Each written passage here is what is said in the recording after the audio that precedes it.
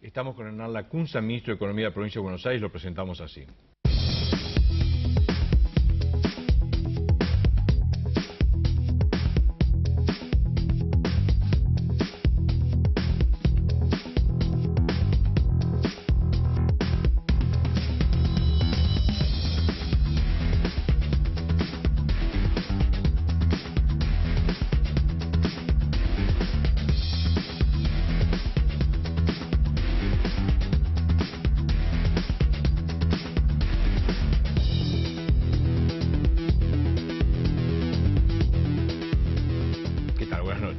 Hola.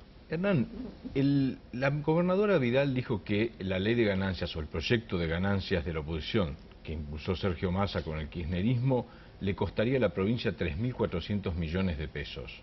¿Qué va a tener que ajustar la provincia si esa ley se transforma en ley efectivamente?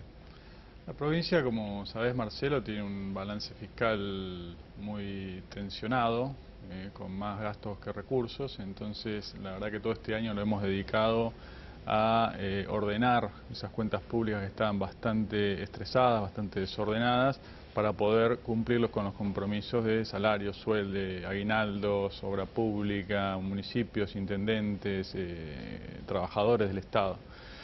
Ya este año la baja de ganancias por la suba del mínimo imponible que dispuso el Gobierno Nacional tuvo un sacrificio para la provincia de unos 3.000 millones de pesos.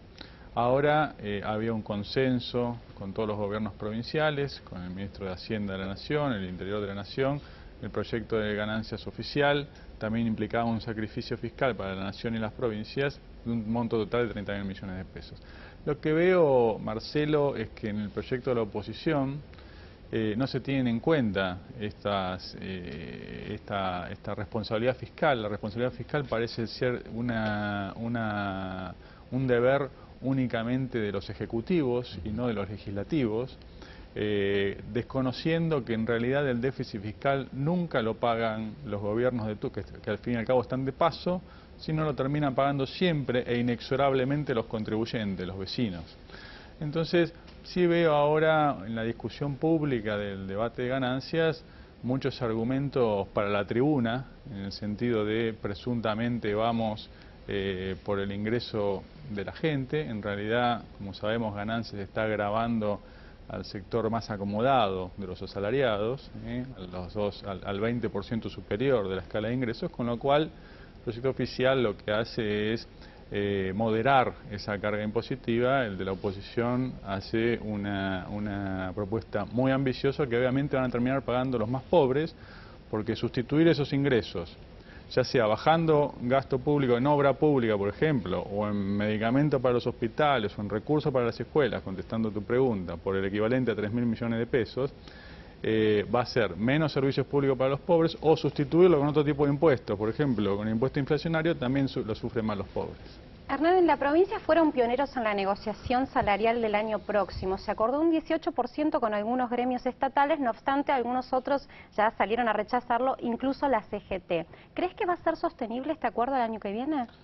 Creo, Marcela, que lo que conseguimos y lo que se estableció a lo largo de este año fue una confianza con los sindicatos, con los representantes de los trabajadores, que apuestan al diálogo y a las soluciones para sus representados.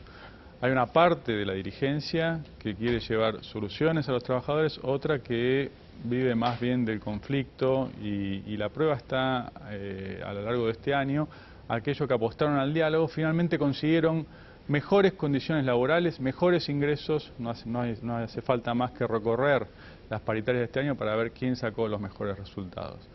Este acuerdo que conseguimos, te diría que es pionero, primero porque en diciembre estamos ya resolviendo todo el año siguiente. Tiene tres pilares. El primero, que la inflación es declinante. El segundo, que tenemos un termómetro fiable, que es el del INDEC. Y el tercero es que los sindicatos que acordaron con nosotros saben que nosotros cumplimos la palabra. Construimos confianza a lo largo del año 2016. Con un expediente muy simple: lo que decimos lo hacemos, y lo que no estamos seguros si podemos hacer no lo decimos. Entonces, con esos tres pilares pudimos cambiar.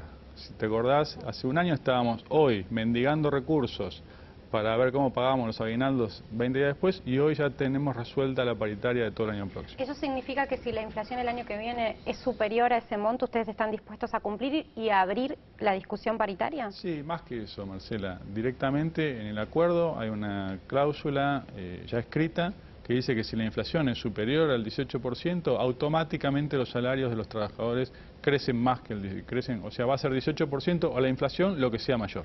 ¿Pero eso no pone en jaque el déficit de la provincia?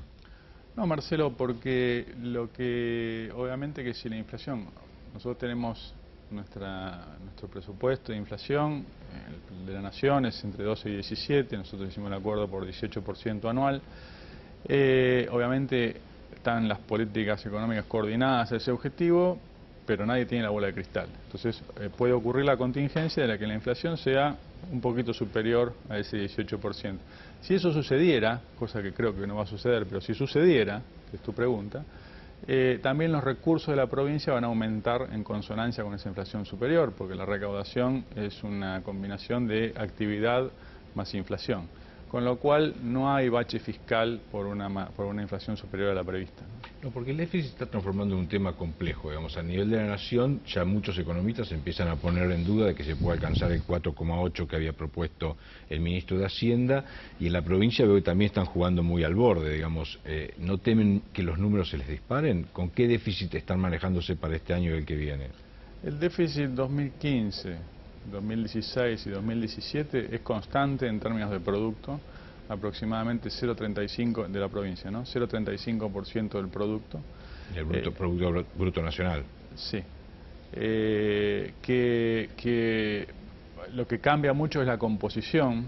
En el año 2015 casi todo el déficit era por gasto corriente, diferencia entre recaudación y gasto de funcionamiento, digamos. En cambio, en 2017, lo que está en el presupuesto ahora en la legislatura, el déficit es todo por gasto de capital, por inversión. Con esto te quiero decir, si no hubiera inversión no habría déficit, si no hubiera déficit no haría falta deuda, con lo cual te diría que como no se puede resolver todo al mismo tiempo, el déficit, la alta presión impositiva y la falta de obra pública, empezamos por este último vértice, hacer obra pública, que es lo que no puede esperar, que es lo que cambia la calidad de vida de los bonaerenses, y a medida que se recupere el crecimiento se irá menguando el déficit y consecuentemente la presión tributaria. El tema del déficit y la deuda es importante porque hay cuestionamientos de la oposición sobre el monto de deuda que pidió la gobernadora Vidal en el presupuesto que, si todo sale como está previsto, se trata mañana y se aprobaría mañana en las dos cámaras.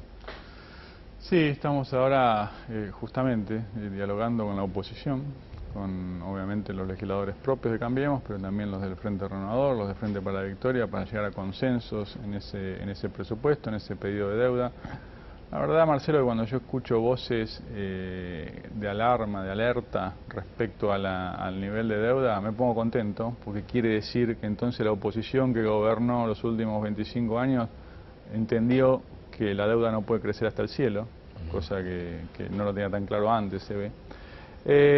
Pero no hay que confundir esa película, aunque sea reciente, con la foto actual. El nivel de deuda actual es bajo, pasó del 6% del producto en 2015 al 7% este año, al 8% el año que viene, con lo cual es un déficit, es un nivel de deuda muy manejable.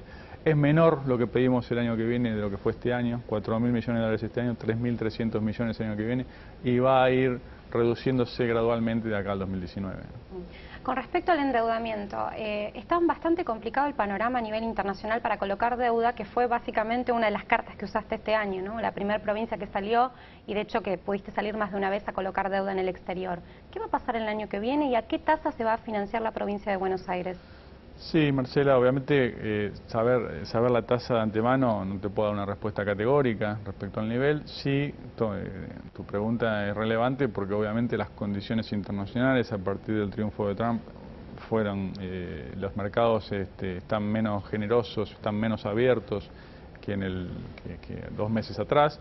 De hecho, cuando uno mira el rendimiento de los bonos nacionales o bonaerenses, aumentaron casi el 1%, o sea, si uno saliera a colocar los mismos bonos, hoy pagaría un 1% más, si tomara una referencia de mercado a tu pregunta. De todas formas, no hay que confundir encarecimiento relativo de la colocación de deuda con el cierre de los mercados. No vemos que haya una situación prohibitiva para acceder al crédito internacional el año que viene.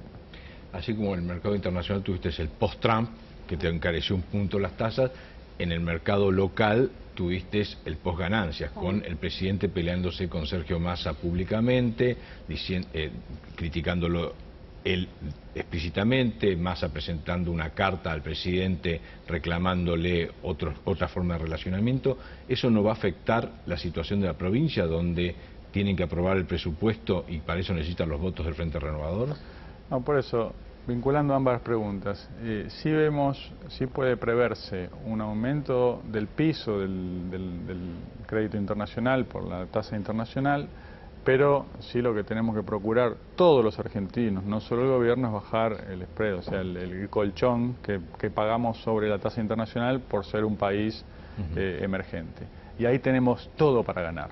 Ya se ganó mucho este año, casi se redujo a la mitad ese spread, esa diferencia con las medidas que se tomaron este año. La provincia de Buenos Aires pagaba en 2015 11%, ahora paga entre 4 y 7, depende del plazo. Y esta tarea, Marcelo, no es solo del gobierno, es lo que decía al principio, es gobierno y oposición, ¿no? Si la oposición se dedica a presentar proyectos legislativos que tienen dos objetivos: aumentar el gasto y reducir impuestos, y por consiguiente aumentar el bache fiscal, esa metodología presuntamente hecha para la gente termina siendo contraria a la gente, porque encarece el crédito, no tenemos fondos, no podemos hacer obra, no podemos mejorar la calidad de vida. Entiendo yo las apetencias electorales y oportunistas de la oposición. Creo que tenemos que hacer un ejercicio de responsabilidad colectiva y tratar de ganar elecciones sin argumentos para la tribuna. Pero también es cierto que el ciudadano tiene el bolsillo exhausto, digamos, ¿no? La presión impositiva es récord, está a nivel del primer mundo con servicios que son del tercero. Digamos, ¿en qué momento, en lugar de discutir con la oposición qué nuevos impuestos se crean, se podrá ver cómo bajar los impuestos en general? Absolutamente. El punto de partida de este gobierno, por no decir la herencia, en los términos de la provincia, era un triángulo de las Bermudas con 3 vértices. Había altísima presión tributaria, no había obra pública y a pesar de eso había un déficit muy alto. No se puede salir del triángulo de las Bermudas por todos los vértices al mismo tiempo. Lo que hicimos nosotros fue, lo que María Eugenia dispuso, es hagamos la obra pública, ¿sí? No se puede bajar impuestos ahora y agravar el bache fiscal, porque, como dije antes, eso lo paga el contribuyente, no lo paga María Eugenia, ni el ministro de Economía, ni el presidente de la Nación, lo paga a la larga o a la corta el contribuyente, con más impuestos, más deuda, más tasa de interés. De modo que tenemos que, en un recorrido secuencial, recuperar el equilibrio de las finanzas públicas y poder ir bajando impuestos. Nuestro objetivo para el 2019 es tener una presión impositiva menor, con cuentas públicas equilibradas y donde la inversión represente el 10% del presupuesto desde el 3% que fue en el punto de partida. O sea, hacer lo que era un círculo vicioso, hacer un círculo virtuoso. Por supuesto que nos gustaría ir más rápido, nos gustaría bajar los impuestos más rápido. Es un ejercicio irresponsable tratar de andar en bicicleta más rápido de lo que nos dan las piernas, ¿sí? Nos vamos a caer. Entonces, en ese trayecto tenemos que hacer un ejercicio de responsabilidad colectiva, como dije recién, ¿no? Una última pregunta, Hernán. La negociación con los estatales la llevaste adelante con el ministro de Trabajo. Sí. ¿Ya arrancó la negociación con los docentes, que es la gran prueba de fuego para la provincia y para la nación? No arrancó, la vamos a llevar adelante también, además del ministro de Trabajo, Marcelo Villegas, con el ministro de Educación, Alejandro Finocchiaro. En las próximas semanas nos vamos a sentar con los docentes para ver cuáles son sus ambiciones, sus necesidades, cuáles son las posibilidades de la provincia. Y la verdad, Marcelo, como dije al principio, a una pregunta de Marcela, nosotros apostamos por el diálogo y la evidencia del año 2016 es que el que vino a dialogar obtuvo mejores resultados que el que se dedicó a generar conflictos. Muchísimas gracias. A ustedes. Seguimos con la letra chica.